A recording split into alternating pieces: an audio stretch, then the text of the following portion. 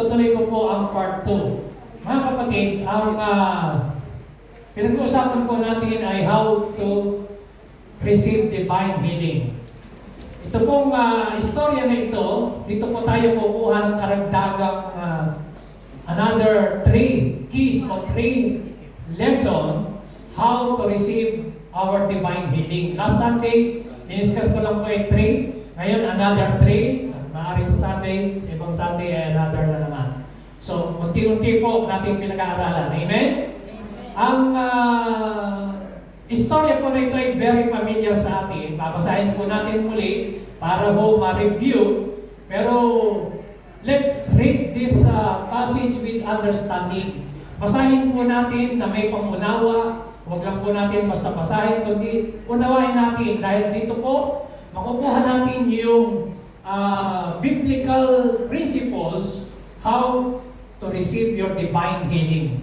So, kung tayo po talaga ay nangangarap ng magkaroon ng kalusugan, tanggapin niyo po at unawain ang mababasa po natin sa istorya na ito na si Kristo mismo ang nagbigay ng principle na ito para po mai-apply natin hindi lang sa healing, maging sa lahat ng pangangailangan natin. Okay? Sa Mark chapter 11 verse 12 to 14, ito pong sinasabi, the next day, as they were leaving Bethany, Jesus was hungry. Nagyutom ang Panginoon. Seeing in the distance a fig tree in leaf, he went to find out if it had any fruit. When he reached it, he found nothing but leaves, because it was not the season for figs. So si Kristo po ay nagutom, at sa kalayuan, habang naglalakad sila, kasama yung mga alagad. So ito pong fig na ito, fig tree, ay wala ho sa ibang bakuran. Kumbaga, walang may pag-aari dahil si Kristo po ay hindi kukuha ng merong may pag-aari. So kung siya man ay kakain. Kaya po, nakita niya ang puno ng higos, malago ang dahon. Verse 14, then he said to the tree, may no one ever eat fruit from you again. And his disciple heard him say it. So malakas, sinabi ni Kristo, itong puno na ito, may no one ever eat fruit from you again. Wala nang makakakain ng bunga ng higos na ito uli kailanman. So narinig yun ng disciple, ibig sabihin malakas yung pagkakasalita ni Kristo. Okay? I-jump natin verse 20. In the morning, nabukasan, nung sila naglalakad ulit, nung pagdaan nila, as they went along, they saw the fig tree withered from the roots. Kinabukasan, nakita nila yung puno ng fig tree. Alam niyo po ba igos? Nakita na ba kayo ng fig tree? Okay. Peter remember and said to Jesus, Rabbi, look, the fig tree you cursed has withered. Yung puno ng igos na yung sinumpa ay natuyo. Pero natuyo mula sa ugat. Hindi ho mula sa dahon, sanga, sa puno, ugat. Hindi ho. Mula sa ugat. So take note, mula sa ugat. Mula sa ilalim, doon natuyo. Okay? Verse 22. Sabi ni Kristo, Kristo po nagsasalita, kausap niya yung mga disciple. Have faith in God, Jesus answered. Verse 23. I tell you the truth, if anyone says to this mountain, go, throw yourself into the sea, and does not doubt in his heart, but believes that what he says will happen, it will be done for him. 24. Therefore, I tell you, whatever you ask for in prayer, believe that you have received it, and it will be yours. 25. And when you stand praying, if you hold anything against anyone, forgive them, so that your Father in heaven may forgive you your sin. Okay. Review. Quick review last Sunday. How to receive your divine healing. Number 1, tandaan po natin, healing is in Christ's atonement. Ibig sabihin, ang kaligtasan, ginawa ni Kristo nung siya po ay nagsakripisyo ng kanyang buhay, kinubos tayo sa kasalanan, hindi lang po kaligtasan yan, kasama pati po kagalingan. So, sa Greek word po, yung save ay so. S-O-S-O. Ibig sabihin, whole, buo. Hindi lang po salvation. Kaya po, kasama sa atonement sa pagtubos ni Kristo. Pangalawa, sickness is a curse of the law. Ang sakit, mga kapatid, dapat mong unang maintindihan, ito po ay isa sa sumpa ng kautusan. Curse of the law. Sabi natin, curse of the law. So kaya hindi mo dapat i-welcome ang sakit dahil ito po ay sumpa ng kautusan. Deuteronomy chapter 28, napakarami ng klase ng sakit mababanggit po doon. Okay? So, number 3, through His Word and personal faith. Sa pamagitan ng salita ng Diyos, tayo po ay gumaling at sa pamagitan ng pananampalataya natin sa Word of God. At sabi ng Psalms 187 verse 20, by the power of His Word, His own Word, He healed you and saved you from destruction. So kung papansinin po natin, dalawang binanggit yan, healing and salvation. Amen? Amen po ba? Amen. So by the power of His own Word, sa ibang translation, He sent them His Word and healed them and saved them from destruction. So pero dito po, sabi ron, by the power of His own Word, He healed you. Pinagaling ka na, past tense. And saved you, past tense. Iniligtas ka na ng Panginoon. Amen? Sino ba yung Word? John 1:1, in the beginning was the Word, and the Word was with God, and the Word was God. Si Jesus Christ po yan. Tinutukoy yan, patukoy yung ginawa ni Kristo. Kaya nga, healing is atonement, is in the atonement. Kasama yan, pre-gift ang healing. Okay? Dapat natin maunawaan po yun. So the power of His Word, God's Word is truth. John 17:17. Sabi ron, sanctify them by the Word of God because the Word of God is truth. John 14 verse 6, Jesus is the way, the truth, and the life. So the Word of God is truth. And if you will know the truth will set you free. John chapter 8 verse 32. Number 2, God's Word is active and alive. Sabi ng Hebrews chapter 4 verse 12, the Word of God is active and alive and powerful, tumatagos hanggang sa kaibuturan ng puso natin. Hanggang sa kasukasuan, buo, buhay ang salita ng Diyos. So God's Word is God-breathed and God-inspired. Ang sabi ng 2 Timothy chapter 3, 16-17, the Word of God is inspired by the Holy Spirit and useful for correction, instruction, and for living in righteousness. So ang Word of God, mga kapatid, hininga po ito ng Diyos. Ito po ay inspired, kinasihan ng Banal na Espiritu. And God works by His Word. Sabi ng Hebrews 11 verse 3, lahat ng nilikha na nakikita natin ngayon sa mundo ay nagmula sa mga bagay na hindi natin nakikita. Sinabi ng Lord, magkaroon ng langit, magkaroon ng lupa, magkaroon ng liwanag, magkaroon ng lahat ng bagay at nangyari nga. Amen? So God's Word carries God's power. Pag sinabi ng Lord, mayroong kapangyarihan nangyayari. Alam niyo sa Bible, mula pa lamang sa Genesis, lahat ng sinasabi ng Panginoon, nangyayari. Pag sinabi niya, nangyayari. Amen ba? Amen. Amen ba? Amen. Number 6, God's Word is life and health. Proverbs chapter 4 verse 22, ang sabi ron, pay attention to my word and keep them into your heart. Because to those who find them, they are life and health. So, pag nasumpungan mo ang salita ng Diyos, ito po'y buhay at kalusugan. God's Word is life and health. And number 7, God's Word are full of the Spirit and life. John chapter 6 verse 63, sabi ng Panginoon mismo, sabi niya, the word that I have spoken to you are full of life and Spirit. So kaya po mga kapatid, there is power in His Word. Palakpakan natin ang Panginoon. Amen? Now, let's go to number 4. Number 4, mga kapatid, how to receive divine healing. Ang sabi ng Panginoon sa mga disipulo, have faith in God. Sabi natin, have faith in God. Have faith in God. So Mark chapter 11 verse 21-22, nung yung puno ng igos ay nakita nila kinabukasan, tapos ay natuyo, nagtataka, na-amaze ang mga disipulo, nagulat sila, dahil yung sinabi ni Kristo, isang salita lang ni Kristo nangyari, natuyo yung fig tree mula sa ugat. So yung mga disciple, mga kapatid ay ganito, yung kanilang kaisipan, yung kanilang focus, nasa fig tree.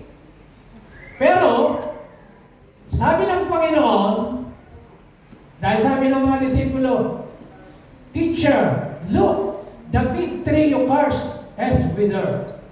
Verse 22, sabi ni Kristo, have faith in God.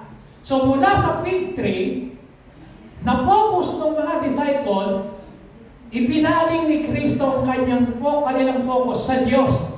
Sabi ng Lord, have faith in God. Sabi niyo, have faith in God. Have faith in God. Sabi mo sa katabi mo, have faith in God. Have faith in God. So dapat ang ating pananampalataya sa Diyos. Hindi sinabi ni Kristo, have faith in tradition. Hindi sinabing have faith in religion. Hindi sinabing have faith in mga kung anong mga nakagis na natin na maling paniniwala.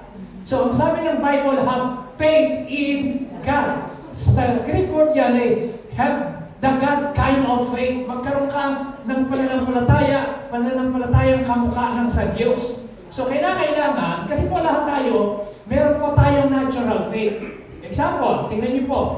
Diyan sa upuan na yan, nauupo ka kasi alam mo na hindi ka babagsak. That is natural human faith. Halimbawa, pag nagbibiyahe tayo ng Pilipinas, mga kapatid, hindi natin nakikita yung piloto. Tama po ba? Pag tayo nakasakay na aeroplano? Tama? Tama. Hindi mo nakikita yung piloto, nagsasalita lang kung aalis na, kung anong destination, so kung gaano kataas, kung ano yung nangyayari sa cloud. So, nagsasalita lang sila, pero hindi mo nakikita. Pero mga kapatid, ikaw ay sumasakay ka ng aeroplano kasi naniniwala ka na dadalhin ka at ibabalik ka sa iyong destinasyon. Hindi mo nga alam kung ano itsura ng piloto eh. Hindi mo nga alam kung talaga yan ay sakay o hindi, di ba? Hindi mo alam. Pero nandun yung trust mo, andun yung confidence mo, andun yung faith mo, that is the natural faith ng tao. Amen? Natural. So lahat tayo meron. Ngayon, mga kapatid, tayo ho, tinuturoan ng Panginoon na magkaroon ng faith in God. Have the God kind of faith. Faith na pananampalataya na nakabase sa salita ng Diyos, hindi pananampalataya na nakabase sa tao. Amen? Amen. Okay. So sabi ng, ano bang ibig sabihin ng have faith in God? Number one, it is a command, not a suggestion. So pag sinabing have faith in God, ito pa ay utos. Have faith in God. Sabihin mo, have faith in God. Faith in God. So magkaroon ka ng pananampalataya sa Diyos. Yun ang sabi ng Panginoon sa mga disipulo.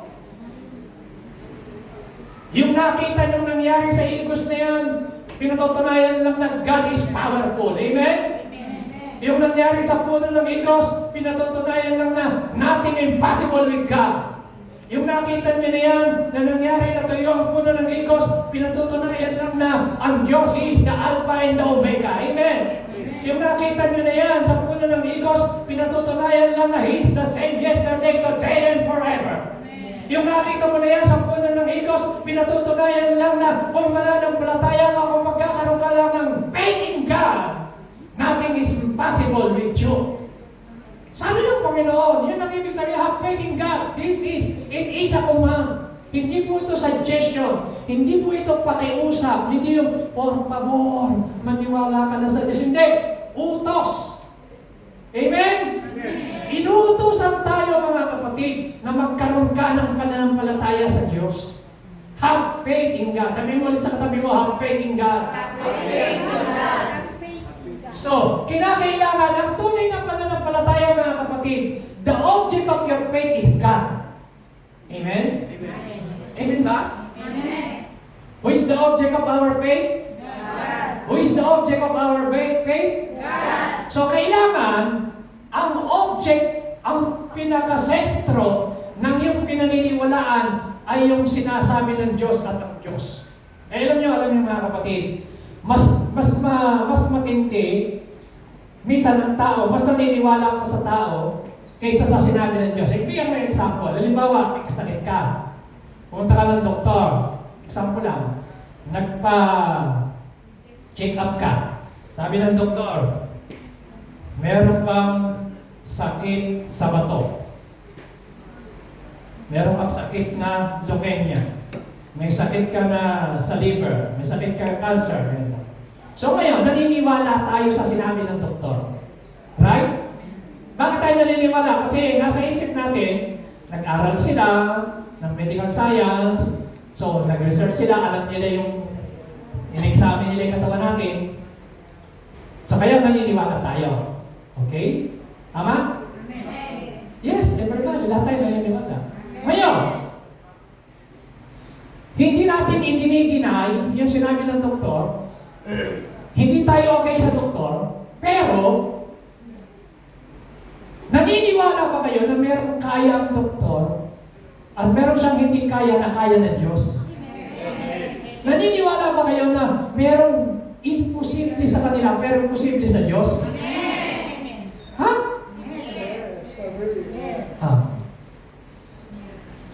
Eh ngayon, dahil sa sobrang very strong na po ang AI, artificial intelligence, lahat nagagawa na. Abay sa Facebook nga, nakatayo kayo lang, may pasasayawin ka. Talagang sasayaw ka. Lahat. Kung sino gusto mong boses, pwedeng gawin. Kung anong itsyon, lahat. Kung ikaw ay gusto mong magpa-sexy, sexy ka. Kung gusto mong magpakinis ng mukha, magpaganda, gaganda ka talaga, lahat nagagawa na. So dahil sa AI, artificial intelligence. Pero mga kapatid, artificial lang yun, ibig sabihin peke. Pero ang Diyos, kapag gumawa siya, himala, totoo, hindi peke, totoo yun. Amen? Dahil ang Diyos din nagsisinungaling. Amen ba? So, ngayon, sino ang paniniwala natin? Pwedeng, pag sinabi ng doktor ay ganito ang finding sa iyo, hindi mo i-deny, pero ako, sasabihin ko sa sarili ko, dahil meron akong faith sa Panginoon, dahil sinabi ng Word of God, sa latay ni Jesus ako'y magaling na, panghahawakan ko ang sinabi ng salita ng Diyos. Amen? Amen? Amen. Eh, pastor, paano yung pakiramdam ko? Paano yung simptomas? Paano yung... So mga kapatid, iyan po ang tinatawag na faith. Hindi ko sinasabi na huwag kayong uminom ng gamot. Ang sinasabi ko, hindi mo ikino-confess kung ano yung nangyayari sa buhay mo, ang ikino-confess mo kung ano yung pinaniniwalaan mo. Confess what you believe. Do not confess unbelief. Amen? Gusto niyo ng healing? Gusto niyo ng miracle? Confess what you believe. Kung ano yung pinaniniwalaan mo, ito ang problema. Sinabi ng doktor, pero sinasabi natin, meron tayong faith, pero yung sinasabi natin, yung lumalabas sa bibig natin, yung minemeditate natin, naku, hindi yata ako gagaling. Naku, lahat ng sakit ko, kumakalat na, meron din, mga hangin ka lang, gumala pa. Di ba? O ano, napakarami natin naramdaman sa ulo. So ngayon, yun ang ating confession, negative. Hindi mo alam, nagbibigay po tayo ng kapangyarihan kay Satanas na nagbubukas tayo ng pintuan dahil sa ating mga negative thoughts, negative confession, dahil hindi natin pinaniniwalaan ang salita ng Panginoon. Kaya ang sabi ng Lord, have faith in God, it is a command.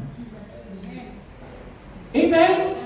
Parang sundalo, pumunta ka raw, halika, utos yan ng Panginoon, have faith in God. Kailangan matuto tayong magkaroon ng pananampalataya sa Diyos. Sabihin mo ulit sa katabi mo, have faith in God.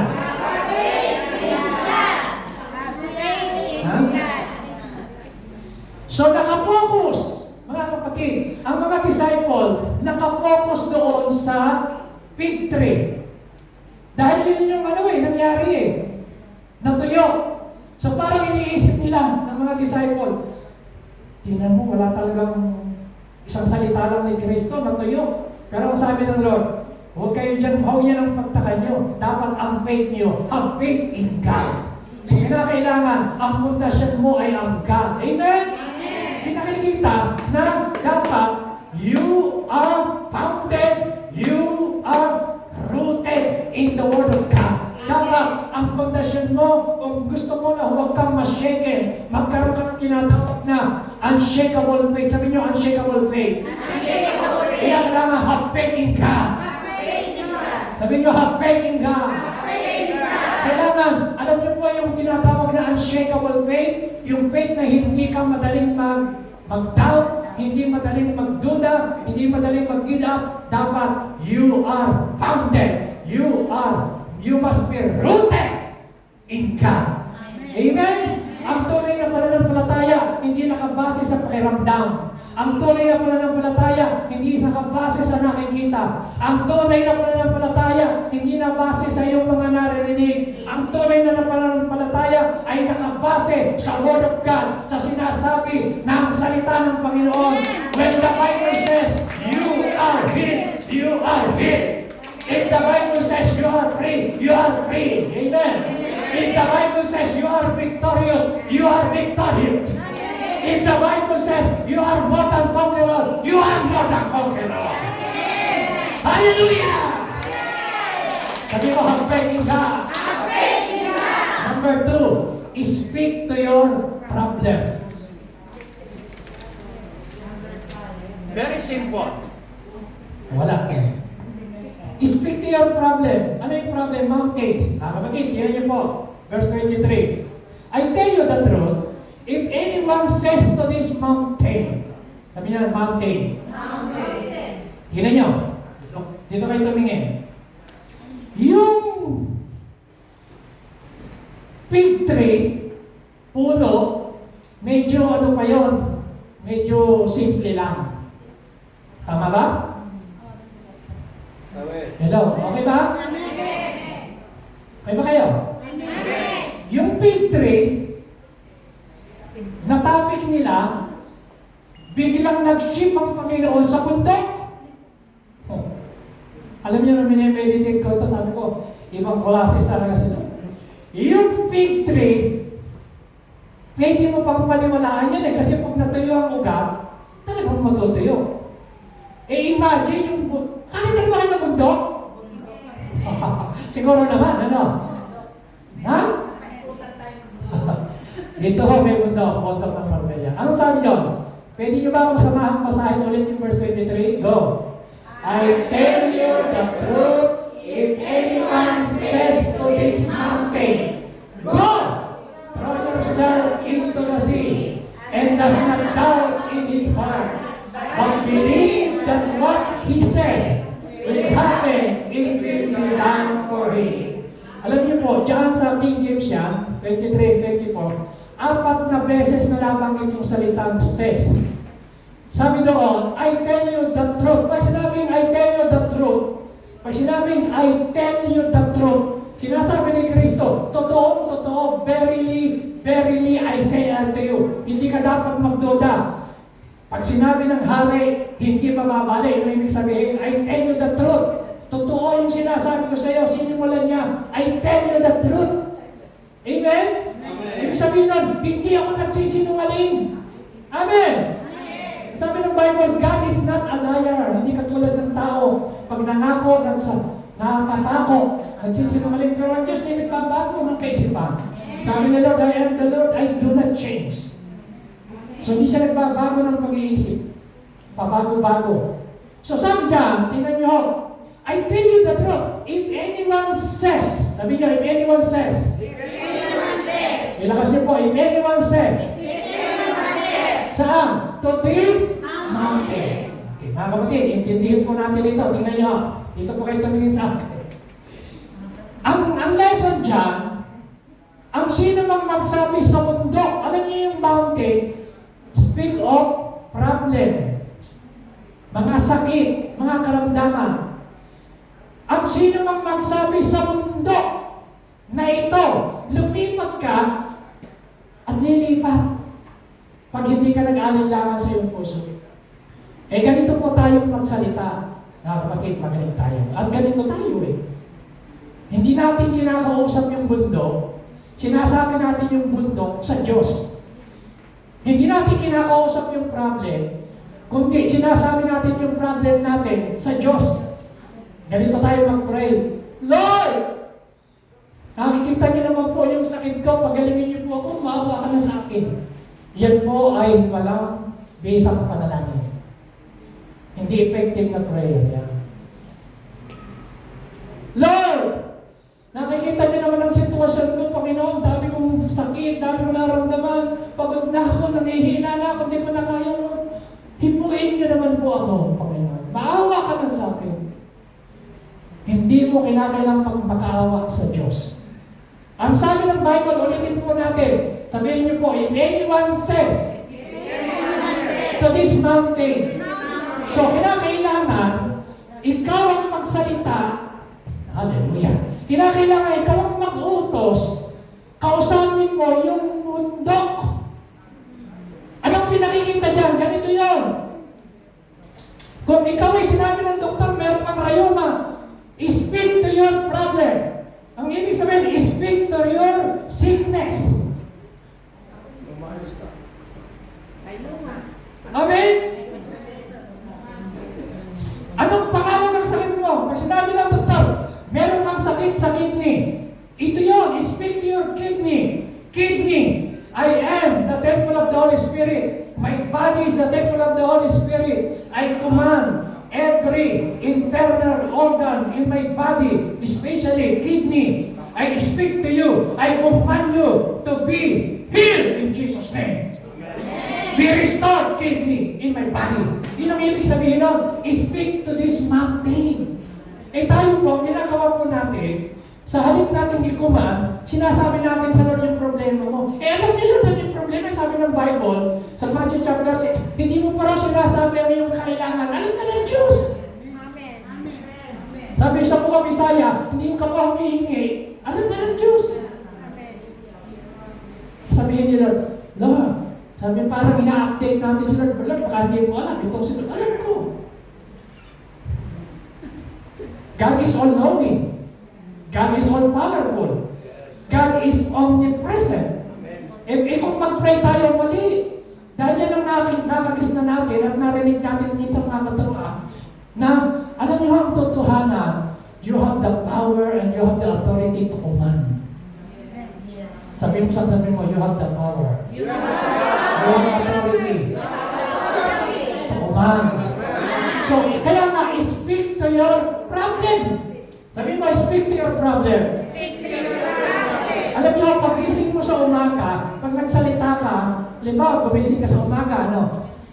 Pag-gising mo alat, pagod na, nalalambot ka. Ay, namalas na buhay. Yung spirit, pagbukas mo ng bintana, yung mga espiritu ng kamalasan nakasilip na. Bakit? Kasi yun ang tinatawag mo yun ang sinasabi mo Sabi ng Bible, death and life are in the power of the tongue. Proverbs 18:21. Ibig sabihin, kung ano yung gusto mo palang life, magsalita ka ng buhay. Kung gusto ng kamatayan, hindi magsalita ka ng negatibo. Talagang, hindi na siguro ako, malas talaga ako. Lahat ng espiritu ng kamalasan, mag-iing kita yan, pupunta sa iyo. Alam niyo, sa aming magkakapatid, ako ang hindi nag-aral. Sa aming magkakapatid, ako ang kawawa. Sa aming magkakapatid, ako ang mahirap. Pinanganak akong mahirap. Mamamatay na siguro kung mahirap. Yan. Kasi yun yung confession ko. Yan yung paniniwala mo. Yan nangyayari sa iyo. According to your faith, let it be done unto you. You can have what you say. Kaya ang sabi ng Bible, I tell you the truth. If anyone says to this mountain, so you can have what you say. Tanong, gusto mo ba ng healing? Bakit hindi sabihin, thank you Lord, I am healed. Sabi nyo, thank you Lord, I am healed. By the stripes of Jesus. Sabi nyo, thank you Lord, I'm strong. By the stripes of Jesus. Sabi nyo, I'm strong. Sabi nyo, I am blessed. I am happy. Tingnan nyo katabi mo, diba? Sarap ang pakaramdam? Amen? Pero pag-isip mo, araw-araw, paglabas mo lang, pagdating mo, wala ka pa sa trabaho mo.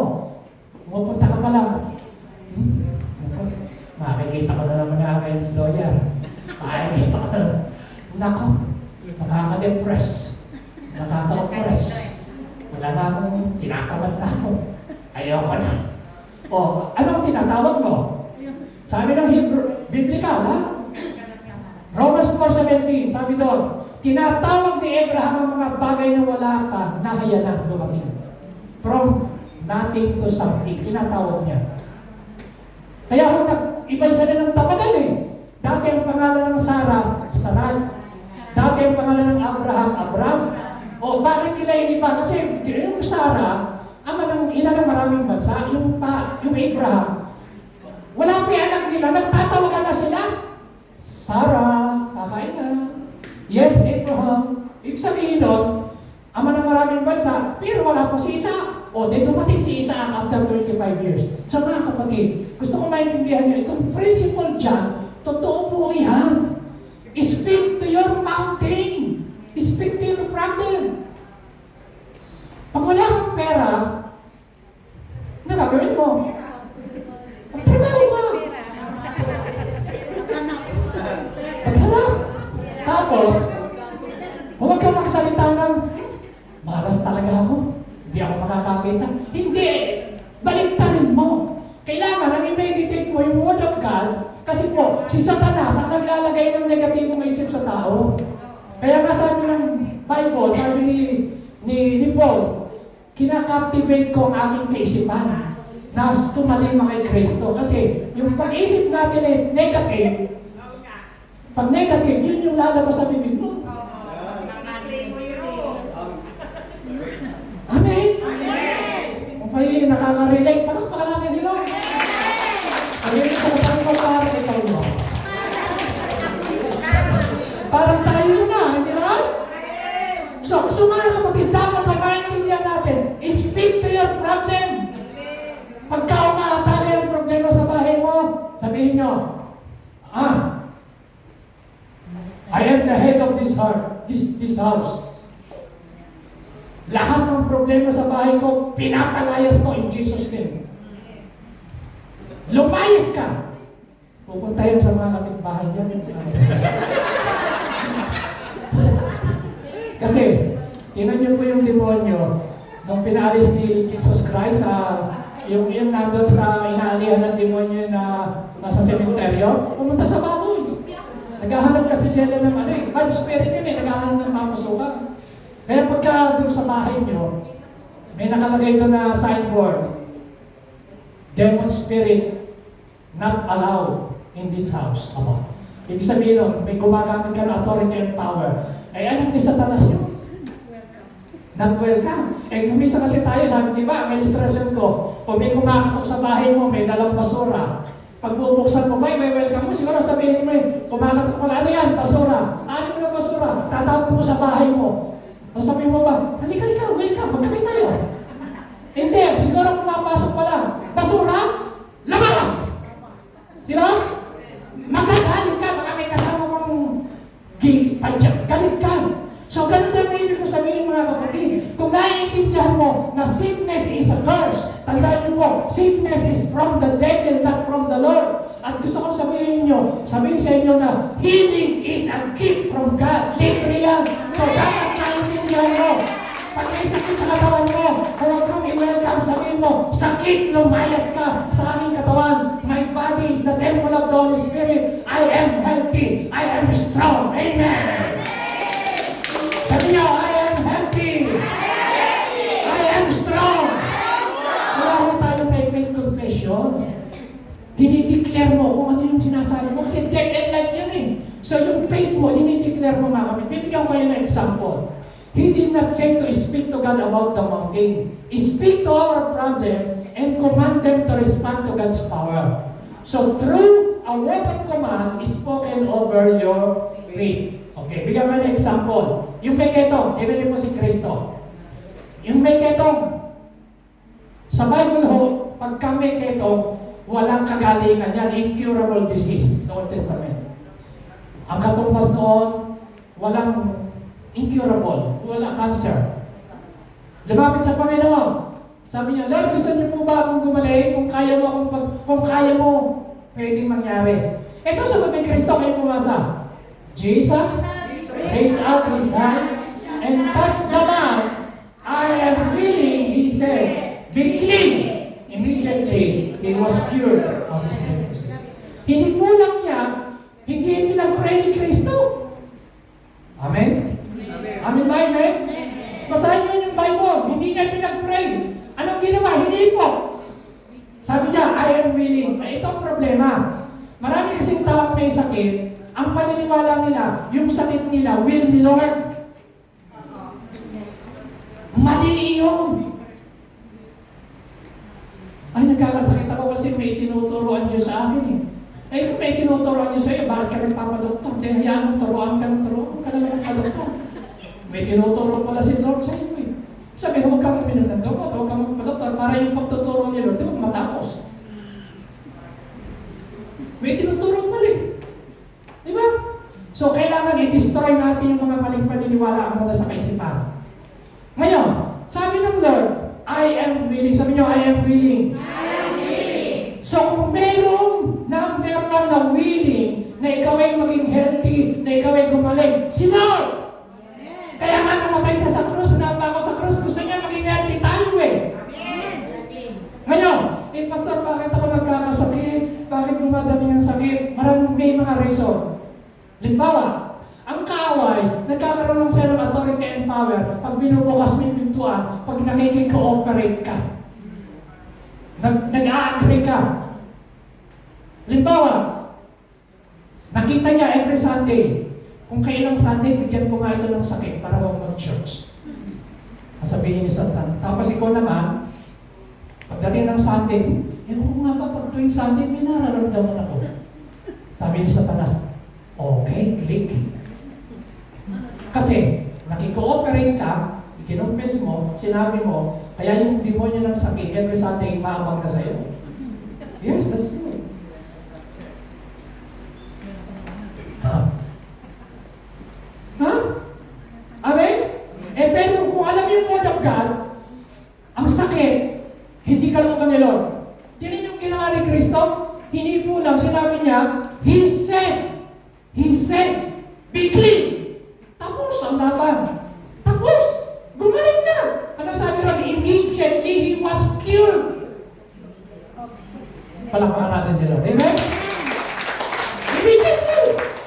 Kaya pagka meron kayong sakit, sabihin mo, sabi Pastor, bakit pinalayas ko, handyan pa rin. Kaya nga, resist the devil eh. Hindi ibig sabihin may nararamdaman kang sintomas, hindi umaalis. I-resist mo, hayaan mo lang, makipaglaban ka by faith. Kaya nga sinasabi ng Bible, fight the good fight of faith. Ang labanan by faith, hindi by physical. Ha? Yung iba, galit na galit sa paa. Huwag ka sa paa, magalit sa spirit.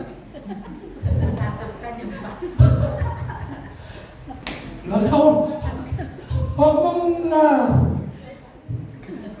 halimbawa yung asawa mo. Huwag kang magalit sa asawa mo, kundi yung spirit na gumagamit sa kanya. Baka mamaya sabi ni Pastor, palayasin ng demonyo. Papa, layas! Ang pinalalayas yung spirit. Amen? Amen ba?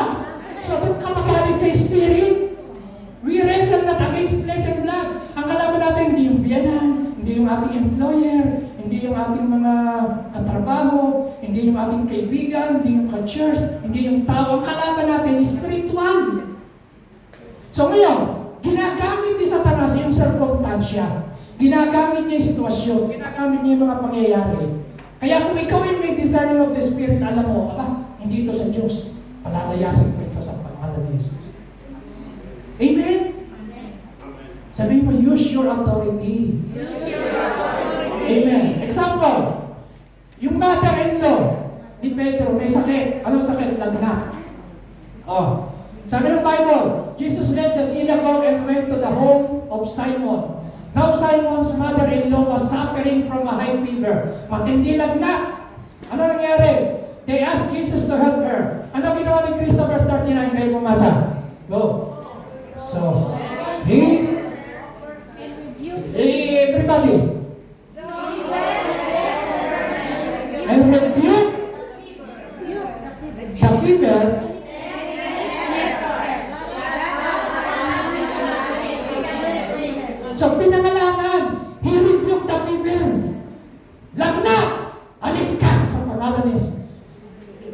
mga kapatid, eh yung iba yung welcome pa, lagnat.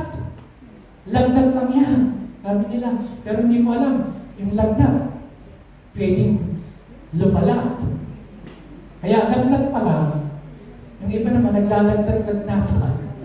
Lagnat pala para makain ng royal. Ganun sa Pilipinas, ganun eh. Sa Skyflex, ano. Kaya ito. Ano mo, may sakit. Kaya gusto ko nilang nilalagnat kasi gano'n sa Pilipinas eh. Okay. So, ano ginawa ni Kristo? He rebuked the fever. Sabi niyo, He rebuked the fever. He rebuked the fever. Ito ay kwento ko lang, ano. Na magagalit si Mrs. May isang araw, dumating yung aming electric water bill. Water bill, dumating. Eh, dati binabayaran po namin ay 100 lang. O less pa. Eh, biglang tumaas. 160. Tapos biglang napulan siya. Nabigla. Nako, mamumulubi tayo kababayan. Sabi ko, I rebuke your word in Jesus' name. Pinumusta tayo sa kahirapan. Siguro ewan ko kung nakagulat siya. Bigla yan, sinabi ko talaga bilang gano'n, I rebuke your word. Hindi tayo mamumulubi. Mababayaran namin yan. Alam mo mga kapatid, talaga kung minsan yan namumurusap sa iyo eh. Alam mo yun, di ba? Pagdating ng bill, kakausapin, eh parang yung puno ng igos. Alam niyo bang totohanan? Bago kinausap ni Jesus Christ yung igos numuusap muna kay Kristo. Bakit? Ito example. Nung makita niya yung igos, puro dahon, ang ibig sabihin nun, pagka ang igos ay may dahon, may bunga. Kasi ang igos namumunga muna bago magkadahon. Kumbaga sa atin, parang sinigwelas. Alam niyo sinigwelas? So malalagas ang dahon, magbumunga, pag may bunga na saka kakadahon. Okay? So ganun ang igos. Ang panahon ng igos, bago kinausap ni Kristi igos, nanguusap kay Kristi. Kasi si Kristi gutom, naghahanap ng bunga. Sabi ng Bible, he was hungry. Amen? Sabihin, una lang nanguusap yun. Kaya tayo mga kapatid, kinakausap tayo ng mga papel, minsan. Di ba? Pagdating ng electric bill, kinakausap ka, sabihin, mag-due date na. Di ba? Kinakausap ka, pagka nabasa mo, kakausapin ka ng finding ng doktor, hindi ka nagkagaling. May taning na buhay mo. Kinakausap ka eh. Pero hindi. Ang importante, yung sinasabi ng Diyos sa atin. Amen! Ang sinasabi ng Word of God. Amen! So huwag tayong magpa-apekto sa sitwasyon, sa fig tree. Kakausapin ka ng sitwasyon ka. Pag-isa yung cellphone, kinakausap ka niya. Pagdating ng katapusan, marami ka naririnig na text. Kumusta na? Tito, tita, hi. Katapusan na. So mga kapatid, nangungusap sila. Pero dapat, ang nangungusap sa atin, yung sinasabi ng salita ng Panginoon. Palagyan natin ng Panginoon. Amen? Talagang muna! Tingnan nyo, pinagaling ni Kristo. Lumapit kay Lord. Yung dalawang bulag, sabi nila, and Jesus went from there, two blind and followed him, calling out, have mercy on us, kamag ka sa akin. Sabi ng mga bulag. Sabi ho ni Kristo, when he had gone indoors, the blind came to him and he asked them, do you believe that I am able to do this? Sabi ng bulag, yes, Lord. Tingnan nyo ha, yung dalawang bulag, alam nyo ang bulag, hindi kayang, nakakita na ba kayo?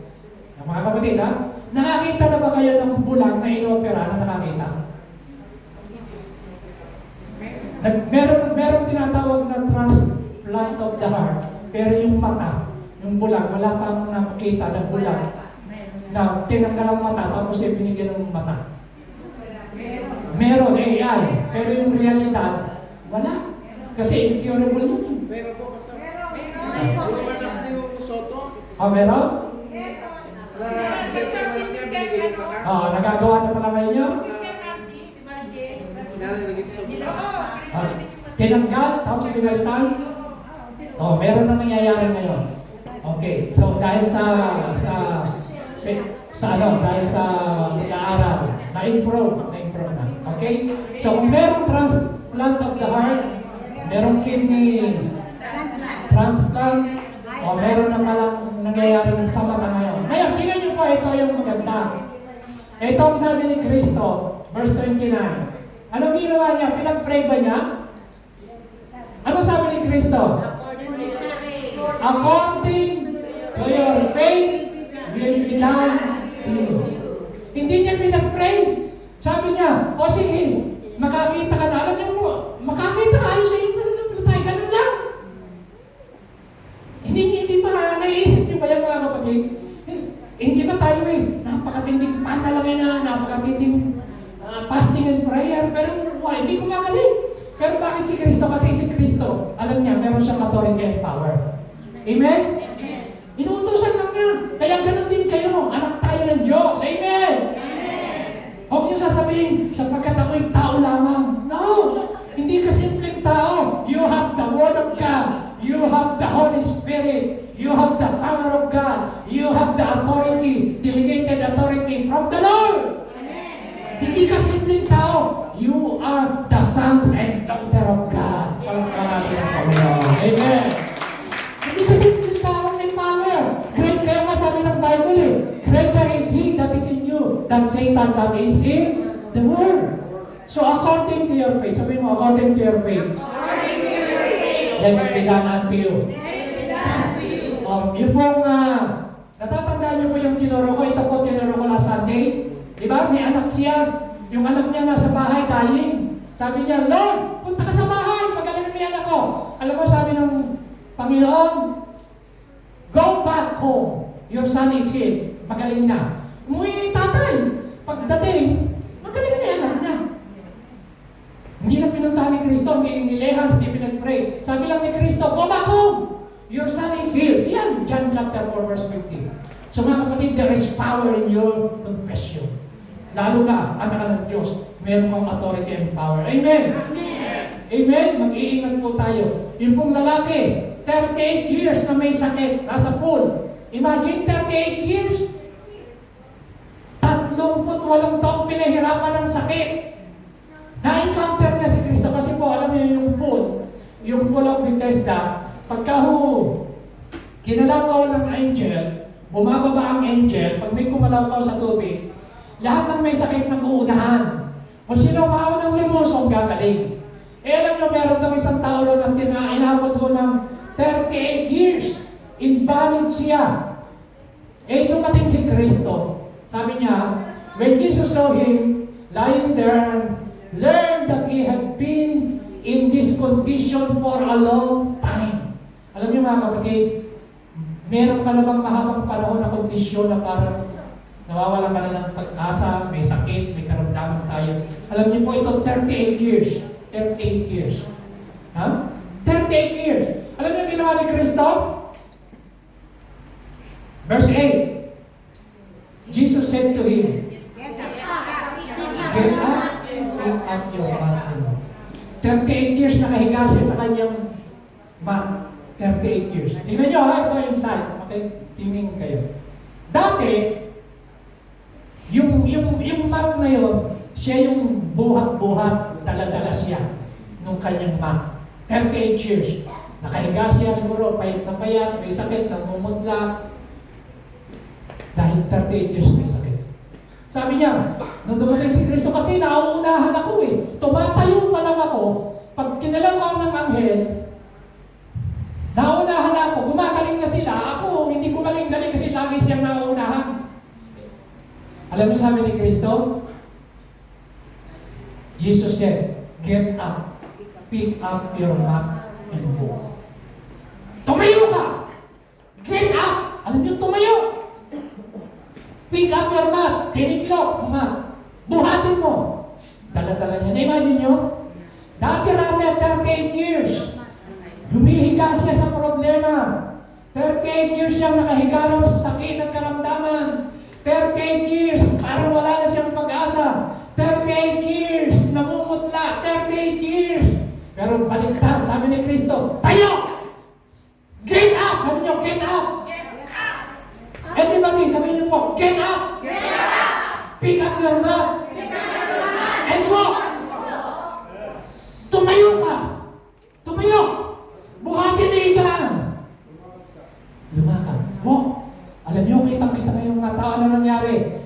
Yung dati-rati na 38 years na hinihigan yung problema, baliktad na. Mga kapatid, hindi ikaw ang dadali ng problema, ikaw ang magdadala sa problema. Buhatin mo ang iyong problema. Amen? Take up your mat. Dalhin mo. Ipatutuo mo sa mga tao. Makikita ng mga tao. Yan, 38 years siya nakahiga. Nakita mo, dala-dala niya higaan niya ngayon. 38 years yan. Pinagalingan ng Diyos. Sa mga kapatid, pag meron kang pananampalataya, maraming tao magsasabi sa iyo, our God is alive. Nothing impossible with God. If you believe, all things are possible. Amen. Kailangan mo lang pananampalataya talaga, kapatid. Develop your faith. Speak to your problem. Speak to your mountain. Amen? Pinagaling ng Panginoon. The man born blind. Ang sabi ng Panginoon, go, was in the pool of Siloam. Hindi niya pinag-pray. Nilagyan lang ng putik sa mata. Sabi ng Panginoon, pumunta ka sa pool, maghilamos ka, nakakita na. Sa mga kapatid, lahat halos ng mga pagpagaling ng Panginoon. Bumuhay siya ng patay. Yan. Alam niyo po ba yung anak ni Jairus, halos patay na? Sabi ng Panginoon, get up. I say to you, get up. Sinasabi lang ni Lord, get up. Kinukuman niya. So mga kapatid, anong sakit, anong karamdaman mo, ano yung karamdaman nangyayari sa iyong katawan? Kailangan mo lang i-command. Use your faith, use your authority. Amen. Sabi ni Kristo sa anak ni Jairus na patay na, get up, bumangon ka. Immediately, the girl stood up and walked. Tingnan nyo, bumangon ka. So mga kapatid, utusan nyo, lahat ng mga patay na cell sa aming katawan, sinasalita kong mabuhay in Jesus' name. Amen? Lahat, yung aking kidney problem. So, sino magsasalita? Ikaw. Huwag kang magdepende sa pastor, sa evangelist. Alam niyo mga kapatid, develop your own faith. Sabi niyo, develop your own faith. Kaya sabi ng Lord, have faith in God. Magkaroon ka ng sarili mong pananampalataya sa Diyos. Kasi, mga kapatid, pwede kayong gumaling sa pamamagitan ng prayer ng pastor, ng evangelist. Pero pag nag-iisa na kayo, pag wala kayong word of God sa puso nyo, dumating ang mga simptomas, sakit karamdaman, hindi nyo kayang tayuan. Kaya sinasabi ng Bible, hold on to your confession because He who promised is faithful. Hold on, panghawakan mo. Talagang, ano man ang mangyari, yakapin mo, panghawakan mo ang pangako ng Diyos. Basta sinabi ng Word of God, by the stripe of Jesus, I am healed. Sabi niyo, by the stripe of Jesus, I am healed. So ngayon, use your authority. Mga kapatid, tayong natin tumayo. Tutuloy po natin sa susunod. Lahat ng sitwasyon na nangyayari sa katawan mo, sa sitwasyon mo, utusan mo. You have power. You have authority. Amen. Mga sakit karamdaman, huwag niyong hayaan, utusan niyo sa pangalan ni Jesus every day. Alam niyo, meron pong isang estudyante, Bible school. In-experiment niya. Nag-alaga ng 2 kamatis. Nilagay sa paso, parehong itinanim. Parehong sinlaki, parehong lupa, parehong mataba, parehong lang ang size. Ang sabi sa kamatis, this is para to experience the power of death and life na nasa bibig. Sabi sa isang kamatis, matuyo ka, malanta ka, huwag kang lalago, huwag kang mamumunga. Sabi naman sa isa, lumago ka, mamunga ka, lumusog ka. Araw-araw, ganun ang ginagawa niya. 2 kamatis, alam niyo, eksakto. Yung sinasabi niya, lumago ka, mamunga ka, eksakto. Alam niyo, isang kamatis, matuyo ka, nang tatuyo. Yan ang sinabi ng Panginoon sa puno ng higos. Matuyo ka, tatuyo mula sa ugat. Bakit ito sa ugat? Yung ugat, hindi niyo nakikita. Tama? Tama ba? Ang pagkatuyo, gradual. Natuyo mo na yung ugat, umi-epekto yan sa dahon, sa labas, i-epekto sa puno. Alam niyo ba? Pag kiniklaim mo na you are healed, hindi automatically yung manifestation, handyan ka agad. Meron pong, alam niyo nangyari, Nung kinars yung puno ng igos, ang sabi ron, natuyo immediately sa ugat. Pero sa Book of Marcos, ang sabi ron, the next day pa, 24 hours. Ibig sabihin, immediately, nung kinars ni Kristo, natuyo na yung ugat. Pero yung manifestation, 24 hours pa. So mga kapatid, pag kinukumpes mo, I am healed by the stripe of Jesus, dapat in the spirit, in the spiritual realm, spiritual mind, paniwalaan mo ang pangako ng Diyos, pinagaling ka na. Amen? Malakas ka, healthy ka. You are the temple of the Holy Spirit. Amen? Praise God. I am healthy. Amen? Hindi ako magkakasakit. Hindi ako tatabla ng sakit. Kung may sakit man, sipon, karamdaman, hindi kayo welcome. In Jesus' name, sa aking katawan. My body is the temple of the Holy Spirit. Amen? Dapat, ganyan lang yung faith confession. Kung gusto mo maging healthy ka, kung gusto mo maging strong ka, pastor, paano talaga kung meron akong nararamdaman? Paano kung talagang masakit? Confess what you believe, hindi yung sitwasyon mo. Do not confess unbelief. Amen? Amen. So, si Kristo, pag kami gustong gawin, sinasabi niya. Alam niyo, nung si Lazarus, inilibing 4 days, sabi ni Kristo, come forth. Lumabas ka. Lumabas ka ng libingan. Sabi niyo, Lazarus! Sabi niyo, Lazarus! Come forth! Sabi niyo, Lazarus! Come forth! O, yan. Pag-gising niyo ng umaga, sabi niyo, blessing! Come forth! Amen? Alam niyo, sabi niyo ng mga blessing, mag-uusap-usap, tinatawag tayo ng paralan. Amen? Pero pag-gising mo ng umaga, nakakatanga, naggana, nalalambot ako, malas ako. Tapos bubuksan mo yung bitana. Dapat, alam niyo si Kristo, Lazarus, come forth! Sabi niya, Lazarus, come forth! Ang ibig sabihin nun, ikinumbang niya si Lazarus na nabuhay niya. Apat na araw na nakalimutan. Amen? Nabuhay. So mga kapatid, yung sinasabi niyo, death and life yan, meron may power. Kaya pagkising niya sa umaga, sabihin niyo, life! Come forth! Sabi niyo, healthy bodies! Come forth! Blessing! Financially! Materially!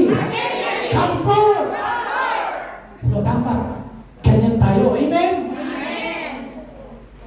Hallelujah! Amen! Ipinagparoon mo lahat. Kaya ho, alam nyo, lalapit sa iyo yung blessing. Praise God! Amen! Sa susunod, ang dami yung patotoo. Praise God!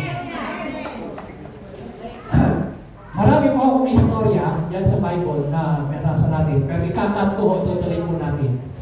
So ganito, i-apply natin. Si Jesus Christ, takot na takot yung mga disipulo. Nakasakay sila sa boat. No? Nakasakay sa boat.